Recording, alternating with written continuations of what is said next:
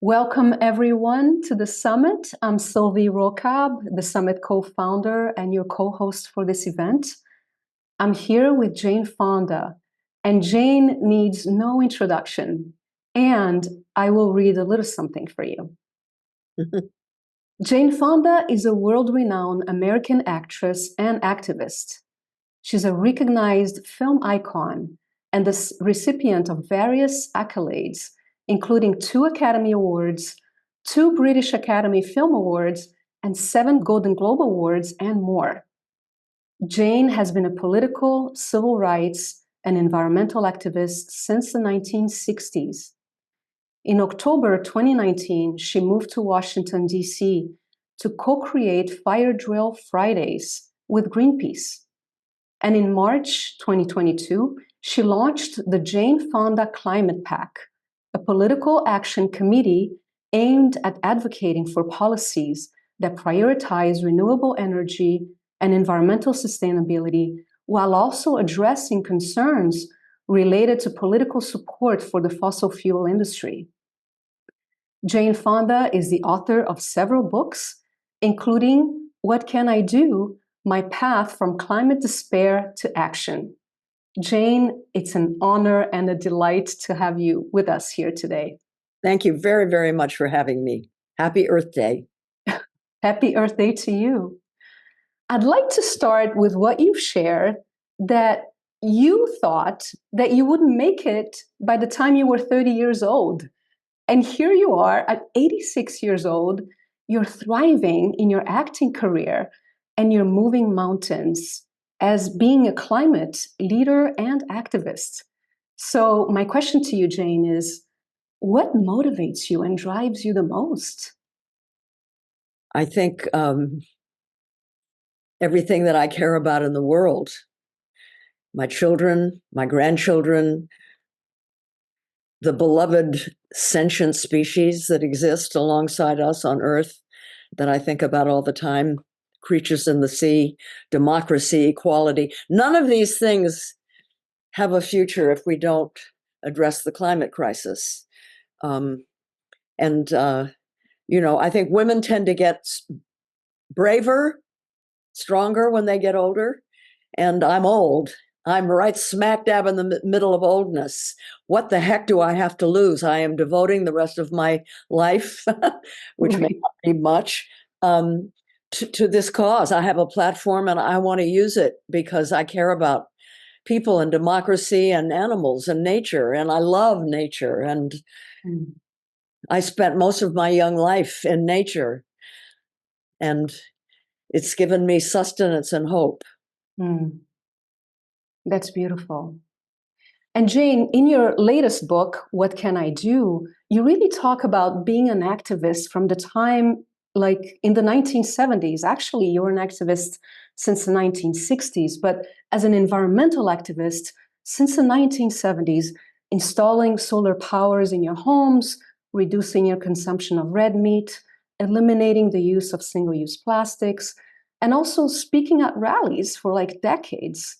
And still you felt like you weren't doing enough. What I'm wondering is, what is it that happened when you read the book On Fire from Naomi Klein that really triggered you to the point that you took your activism to a whole new level, derailed your life, moved to Washington, D.C., and co-created with Greenpeace Fire Drill Fridays? I think it was that fall that the sky in Los Angeles was brown orange. It was not natural. And it was 112 degrees, and I read that birds were falling dead out of the sky over New Mexico and Arizona. And I love birds. And, it just hit me. This is not some future issue. There's going to be a terrible climate crisis sometime in the future. I realize this is happening right now. Right. The media doesn't connect all the dots, so not enough people are aware, but it's happening right now. And I thought, I've got a platform and I'm not using it.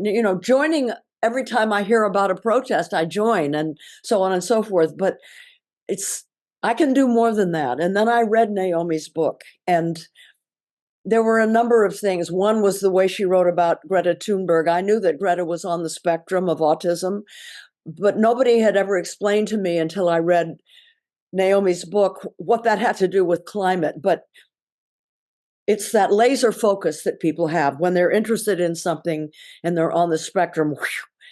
They focus on what they're interested in, and they don't care what other people think of them or say about them. They have a laser focus. Greta's happened to be science, and she was young.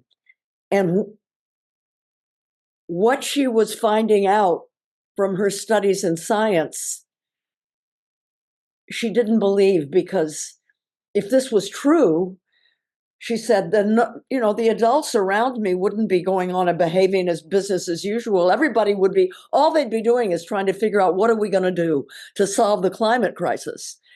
Right. And when I read that and the way Naomi wrote about it, it just hit me like a lightning bolt in my gut. I knew that what Greta had seen was true, that this was a crisis beyond everything. This is when we call it an existential crisis, what that means is it is questioning our very existence, existential. That's right. I understood that because this is so enormous, what it portends in terms of what can happen to us and to all the wonderful animals that live here with us on this planet, had to be addressed immediately. Greta said, we have to behave like our house is on fire, because it is. Right. And you don't go about business as usual when your house is on fire. Then again, also in the book, the way that that Naomi Klein wrote about the science, it was so clear. And I will have to admit, I'm ashamed to admit, I had not paid enough attention to specifically what the science was saying. And what was so helpful for me, the way Naomi reported it, is that the science, all of which is like taken together and synthesized and then released through the International Intergovernmental Panel on Climate Change. That's the document. And it said, this is what we have to do. We have to cut our fossil fuel emissions in half by the end of this decade, by 2030. We have to begin phasing out of fossil fuel use so that at the beginning of the century, in 2050, we no longer rely on fossil fuels. It's not immediately turning off the tap. It's no new and then gradually phasing out from what already exists. That's our homework. Yes. That's it. But then, at that time in 2019, big green, very, very few big green organizations were talking about fossil fuels. The major cause of the climate crisis. It's burning oil, gas, and coal that creates pollution, that creates a blanket around the planet that traps in heat. And the planet can only get so warm, and then it's no longer hospitable for human life and animal life. Well, we are animals, for living people and creatures. And so it was clear that, okay, this is it. What's a brave organization that does confront fossil fuels? Greenpeace. So I called Annie Leonard, whom I knew, who at the time was directing Greenpeace. And I mean, it's funny, when I first called her, and I didn't know what I was going to do, but I just said, I've read Naomi's book. I want to leave my comfort zone. I want to do what Greta says, behave like my house is on fire. I'm going to move to DC. I want to raise a ruckus. I kind of had a vision of camping out in front of the White House, but that's not legal anymore. Right. So she organized a conference call with me and Naomi herself, who I knew, and Bill McKibben, the wonderful organizer, Bill McKibben. And out of that hour-long conference call came the idea for Fire Drill Fridays. And our goal was, we knew that 70% of Americans were concerned about climate. And a lot of that was because of what was ignited by Greta Thunberg. She inspired a huge global movement. There were 6.5 million people took to the streets in the spring of 2019. So that made a big difference. All of these Americans are concerned, but they've never taken action. When asked why, they say, because nobody asked me. Call them the great unasked. So the goal of Fire Drill Fridays was to engage every Friday in civil disobedience, risk getting arrested, nonviolent civil disobedience, to send a message. This is what's happening. This is what we have to do. Put our bodies on the line, and motivate and inspire the great unasked to put their concerns into action. And, by the end, I mean, we had thousands of people coming from all over the country, even from Europe, mostly women, mostly older women, and who had never been part of a rally before. It was beautiful. It was wonderful. And then COVID hit, we went online, and for 2 years we conducted Fire Drill Fridays every Friday online, virtually. And in 2020, we had 19 million people following us across all platforms. At the midterms in 2020, we had 20 million people. Wow. We had a lot of people following us.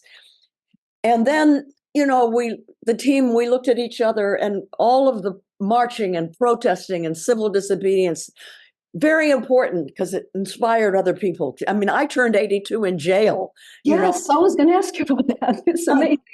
And you went to jail several times. I knew it would get a lot of press coverage, and I knew that people would think, well, my God, that old lady, if she can do it, why can't I do it? Well, it was good. But in spite of all of that, we never were getting the legislation that we needed. We came close with a bill called the Build Back Better bill, but it didn't pass. Right. And one of the reasons it didn't pass and was kind of gutted was moderate Democrats all over the country who take money from the fossil fuel industry prevented it from passing. So we thought, well, we have to. We've explained the science to elected leaders in Washington. We've done all this. If you can't change the people, change the people. That's what we decided to do. So we formed the Jane Fonda Climate PAC that focuses primarily down ballot. And the reason we did it is we want to elect climate champions who are brave enough to stand up for the fossil fuel industry to become elected and to succeed. Last year, we got 13 out of our 14 candidates, climate champions, elected to the Virginia state legislature. That tipped it to a Democratic majority. This is very important in a state like Virginia. So we concentrate in battleground states, and we concentrate on down ballot, the mayors, city councils, boards of supervisors, county executives. I mean, it's incredible. This is where the robust work on climate is happening now because of the gridlock in Washington. We can make such a difference. So that's how that came about. And I'm so proud of what we're doing. It's important. Absolutely. Yeah. Jane, I meant to ask you too, like in your book, you talk about the patriarchal paradigm that we are swimming in, and it's been ruling for thousands of years. And it led to colonialism, it led to hyper-individualism, and it led to this climate crisis.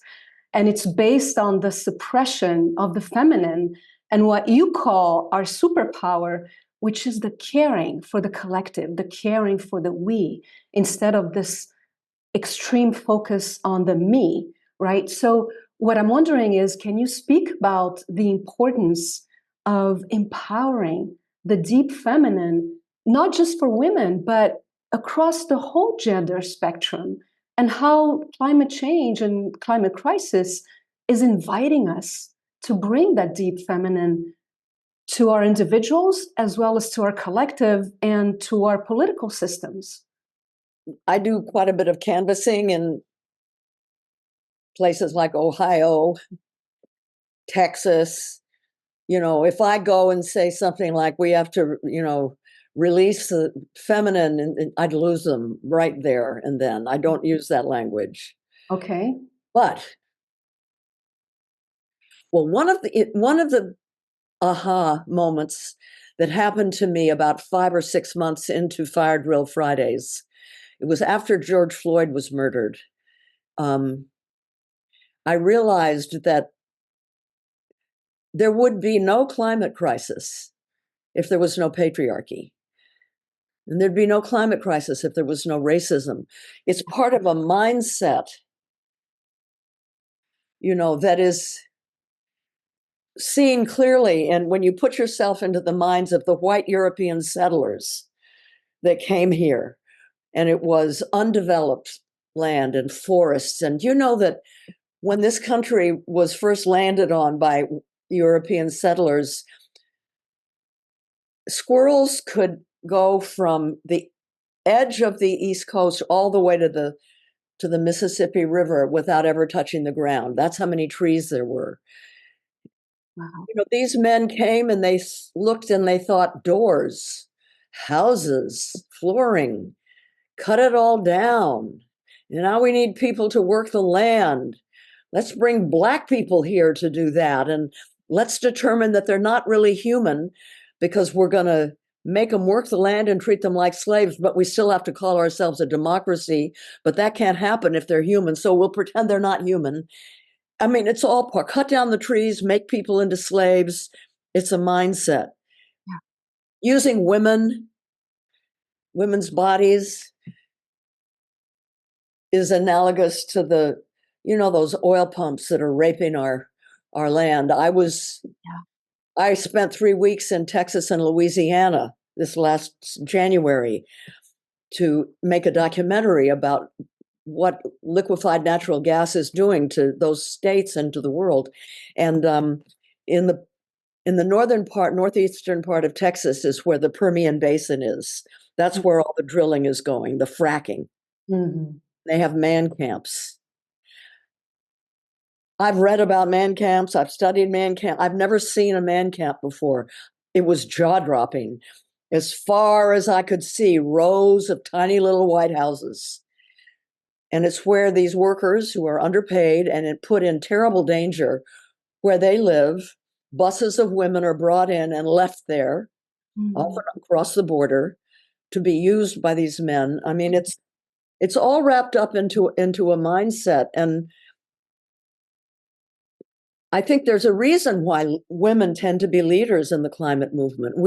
The extreme weather events hits women first and hardest, and we're the last to be rescued. Right. And yet we're also the first, among the first, we lead the first in coming up with the solutions. Where this is a crucial issue for women. And partly it's because we identify with nature. Our bodies work according to the sun and the moon and the tides, our periods, our menses. We think of our children more, the future of our children. I feel in my body, I know why women are in the leadership of this crisis, of this movement. And one of the things that I think is so critical that we do, I don't know how to do it. I'm trying to figure it out. But we have to reconnect men and women with nature. Yeah. Dogs don't poop in their kennels. That's absolutely right. That's what we're doing. We live here. The only reason we're alive here is because of nature. Yeah. Air we breathe comes from the ocean and from forests. I mean, everything is allowing us to live, and we are spoiling the very things that allow us to be alive on this planet. Yeah. The creatures that provide us food. We're totally not doing what God, whatever you think of God, whether it's a woman, a man, no gender, a higher power, we are betraying what that entity is calling us to do when we destroy the planet, which is what we're doing. Yes. And there's not a lot of time is not on our side. And the reason time is not on our side is because for almost 50 years, the fossil fuel industry has lied to us. They knew.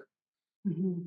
And this isn't some, idea that came out of some radical's head. We knew because we now have the documents. We've seen the documents that the scientists employed by ExxonMobil, for example, what the scientists told them. They said, if you continue to burn this stuff, you're going to be altering the climate in such a way that in a period of time, there's going to be whole parts of the land that are going to be underwater, farming areas that can't grow food anymore, et cetera, and so forth. People Right. are going to have to find whole new ways of working, and it's happening faster than we thought. They told them this in the 70s, and they lied. Instead of thinking, how can we change our business plans so that we're no longer burning that? Maybe we can use sun. I mean, all the things that we know work to provide energy, sun and wind and so forth, were available. And they kind of knew it and they didn't do anything. And as a result, what could have been a sort of a gradual phase out, it wouldn't have been jarring. It wouldn't have been a crisis. But Oh, because they lied, it is now a crisis and we're running out of time. that's right. That's right. Jane, speaking of time, one of the things that is really critical is the youth energy. And you've been saying you've been inspired by Greta Thunberg. And there's also Jerome Foster, who took the mic and the stage of one of your Fire Drill Fridays in DC. And he was only 17 years old. And he really inspired and ignited the whole audience with, like, take it to the polls, take it to the streets. And it was a cry of uniting everybody because he talked about we're on this little planet, this blue pale dot that's like swimming in a sea of darkness. And I'm wondering if you can speak about how is it that this beautiful young youth passion really gives you hope and should give us all hope and inspiration. The activism on the part of young people is different than mine, and I just love it and admire so much Mm. what they're doing. And of course, it's different. I'll be dead before the worst of this hits. It's their future that we have. I'm not going to say it's their future that the fossil fuel industry has disregarded. But listen, after 3 weeks in the Gulf regions of Texas and Louisiana, I know without a doubt they don't give a fuzzy rat's ass about people, their health, their lives. They don't care about children. They don't care about families. They don't care about thriving communities inherited from freed slaves that are now destroyed because of the terminals, the refineries, the pollution. They don't care. So, and the young people are, they're looking at, is it even worth going to college? What do we do to Or try to having kids. make sure that we have a livable future? Many of them are even wondering if they should have children. A lot of very unhappy old women who are thinking, I want grandchildren and I'm not going to get grandchildren. And Right. they tell me about that. Yeah. And I know what they mean. I have three, Mm. 2 in college and one who's 4. Yeah. Yeah. Yeah. And yeah, people don't know how to navigate this. And the best thing to do, I mentioned in the beginning how I was depressed because I realized things were happening very fast and it wasn't something in the future. It was right now and I wasn't doing enough. I was so depressed. The minute I took action, the depression lifted. Mm. I love what Greta Thunberg said. She said, don't go looking for hope. Look for action and Mm. hope will come. And Mhm. I've had that proven to me over and over again. When you take action, when you're doing everything that you can do, the depression lifts. And that's all we can do is everything. Right. I mean, if you're an artist, a writer, a movie maker, you can use your art, a singer, songwriter, but don't do it by yourself. Do it as a group. You mentioned the community part of it. This is a collective crisis that requires a collective action to solve it.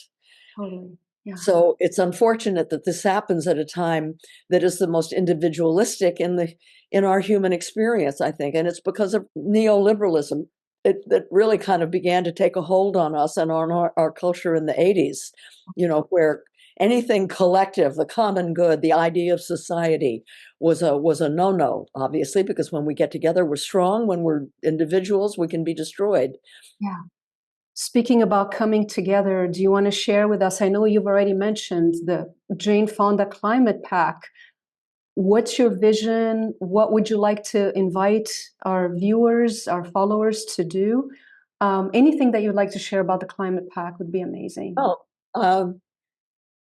we have 200,000 small donors, and you can find out about that by texting Jane to 40506. That's Jane to 40506 to find out more about us and who we're endorsing. And we're focusing a lot on California now because moderate Democrats in California have kept us from getting good legislation here for too long. And so we're going to get rid of them. That sounds great, Jane. Anything else that you'd like to share with our viewers before we wrap? I think it's important for people to realize that to really do something about the climate crisis, it takes scissors, 2 blades, not one, 2 blades, 1 blade, solar panels, and so forth, and wind, geothermal. Those are the green, renewable, sustainable future sources of energy. That's 1 blade. There's got to be the other blade, and the other blade is phasing out of fossil fuels. Yeah. And you need both of them. Absolutely. So it's both from the place of a consumption, but also from the place of stopping the source, right? That's right. Yeah. Beautiful. We have to keep from drilling. And, Yes. think about this. We are the first generation to experience the climate crisis, Mhm. and we're the last generation that can do anything about it. That's right. So I view it as a holy responsibility. I mean, it's beautiful. We have the responsibility of saving ourselves Right. and the planet. Yeah, The absolutely. last ones that can do it. So let's do it. It's It not might too not, yes, exactly. It might not be a coincidence that we're here at this time. late. So amazing opportunity. Jane, it's been an honor and a pleasure to have had you here with us today. And to our viewers, thank you so much for your presence, your heart, and your passion, and wishing everybody well. All the best.